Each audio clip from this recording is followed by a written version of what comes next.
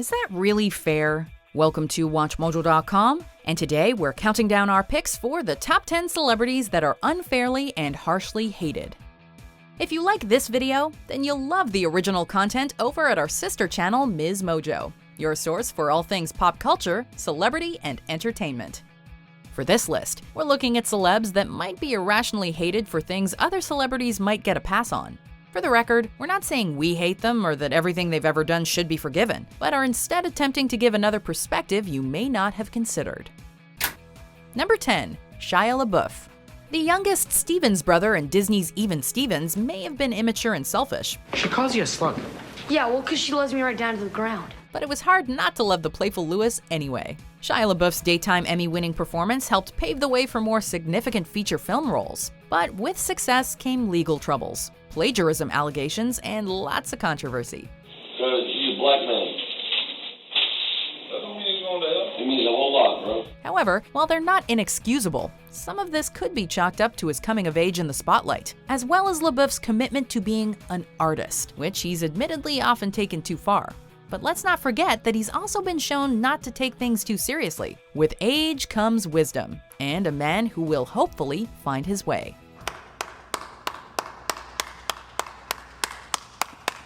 Number 9. John Mayer. John's mouth has gotten him in a lot of trouble, so we can't 100% blame others for his public persona. But the tabloids sure do love him, and stories around him often get blown out of proportion. He's also an oversharer and can be mean for sure, like when he called Jessica Simpson sexual napalm. But he's also been on the receiving end of some harsh criticism, like when his ex Taylor Swift took him down a million pegs in Dear John.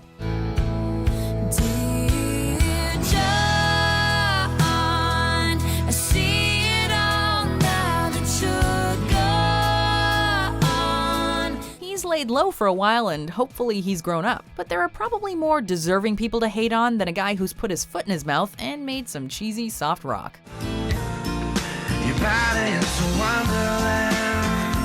Number 8. Kristen Stewart. Kristen is an example of someone who seemingly got famous overnight and never seemed comfortable in the spotlight. But that doesn't make her the ultimate villain she's often painted as. A lot of people hate on her. More specifically, Twilight-era her, because she seemed bored by or ungrateful for her fame. Didn't help that she was caught cheating on her co-star and boyfriend at the time, Robert Pattinson. Since then, she's kept her head down and has quietly transformed into one of the most critically acclaimed actresses of her generation, winning a César, France's equivalent of an Oscar, and sticking mostly to indie passion projects. It's theater. It's an interpretation of life. It can be truer than life itself. Maybe it's time to reassess her talent and stop worrying about her dating life. Now I know what you're thinking, right? That's so crazy. The president tweeted about you once. No. The president tweeted about me 11 times. Number 7. Pitbull. Mr. Worldwide just wants to make people happy, but for some reason that means tons of people hate him. In the early aughts, he seemed to be on and in every song, so the overexposure didn't really help. No one's gonna argue that Pitbull is the best rapper or best singer in the world, but besides making formulaic music, has he ever really done anything bad?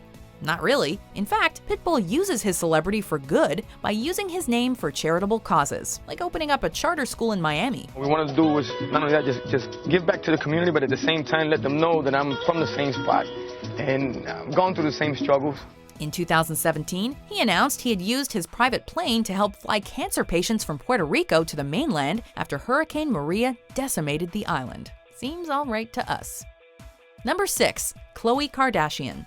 Say what you will about the Kardashians, but they are targeted with a lot of hate. Some deserved, some not deserved. But out of all of them, Khloe is the one who's likely the most sympathetic. She's been dragged in the media for her looks and her weight, which isn't fair for anyone. I used to be told by stylists, I don't style people your size. And unlike Kim or Kylie, Khloe doesn't seem to court attention. Her personal struggles with ex-husband Lamar Odom also had her cast in a different light, as she's been painted as vain and selfish. We're not saying the woman should be up for sainthood, but she's been through a lot and still kept her sense of humor through it all. Number 5. Zooey Deschanel.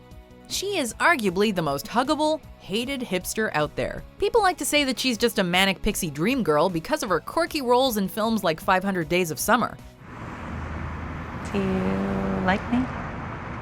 and her character on New Girl. But isn't it a little harsh to reduce her to a stereotype?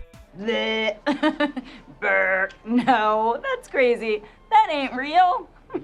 That's dumb. That's straight dumb. You're dumb. You're nice.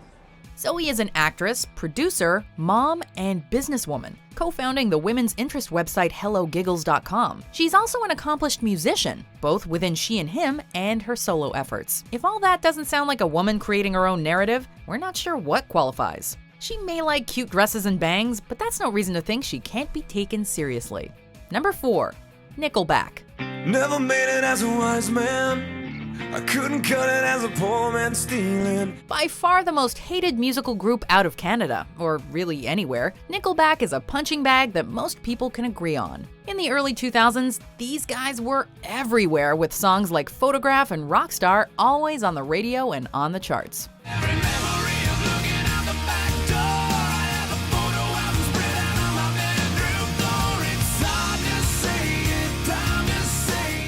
Music might not be everyone's cup of tea, but there's so much average music out there. So why pick on them? They're not the only ones who've ever become successful from songs that popular culture has later collectively turned its back on. And there has to be someone out there who likes them, as they've sold over 50 million albums worldwide. And not all of them could have been ironic purchases. Because we all just wanna be big rock stars and live in hilltop houses driving 15 cars. Number 3, Anne Hathaway. It's baffling that one of the biggest criticisms of Anne Hathaway is that she's a theater kid. And still I dream he'll come to me. Around the time of her Oscar campaign for Les Miserables in 2012, hating Anne became a sport, and she was dragged all over social media for her acceptance speech. But can we all admit that it's a bit ridiculous that this woman is disliked for trying? She may come off as cheesy at times, but you can also tell that she's dedicated to her work and wants to do her best. And her acting shows it. She's had a wide range of roles, from The Devil Wears Prada to The Princess Diaries to Brokeback Mountain. Come on, she has good movies, admit it. Number 2, Nicolas Cage. Perhaps one of the most polarizing actors in Hollywood, Nicolas Cage is a pretty easy target. He's derided for less than stellar performances in movies like Ghost Rider, Season of the Witch, and The Wicker Man. How'd it get burned?